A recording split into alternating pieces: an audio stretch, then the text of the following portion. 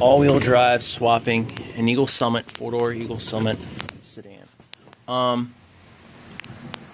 And I've had a few people wonder why I swap them the way I swap them, why I do what I do when I swap them.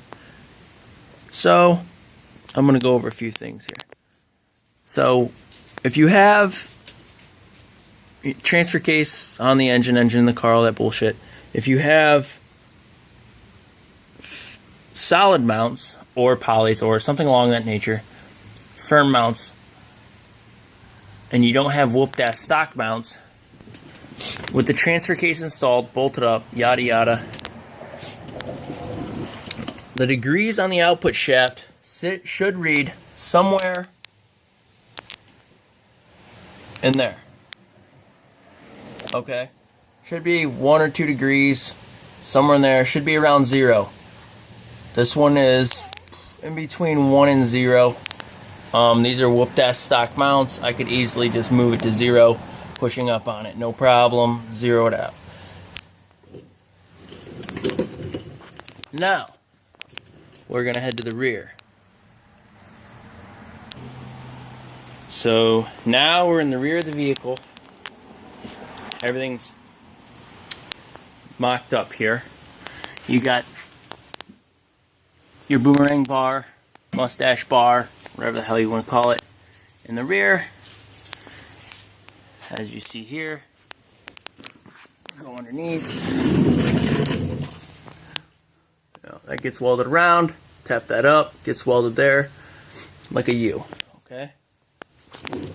Typical shit. That's all normal. Now you go to the front. This right here is how everybody mounts the rear subframe. Right here. You put a bar in between here and here. Normally, yes, this is straight. It is modded for a reason. I'll go over that. This is how it is right here. You guys put a bar across, put the fucking bolts through, roll it. Your subframe sticks out the bottom of the car. More importantly, you go up here,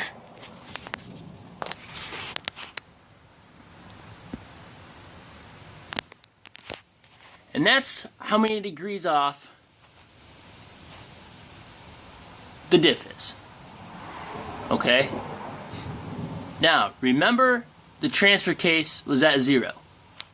Do you see what this is? That's for starters, okay?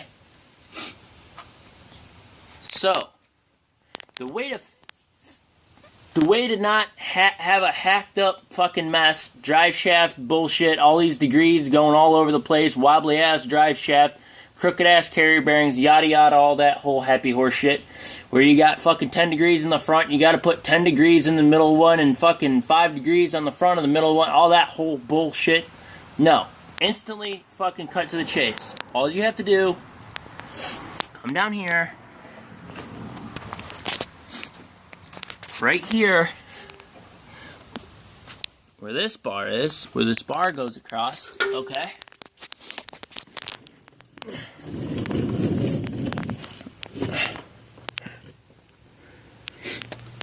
You fucking cut this, you tap it in, you re-weld it, you curve your bar to contour it, and you take this bar and the whole subframe and you push it up into the car until you zero out your degrees. So you have an even playing field, okay?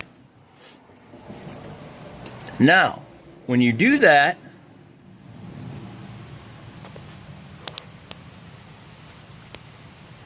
you run into a few problems. You see,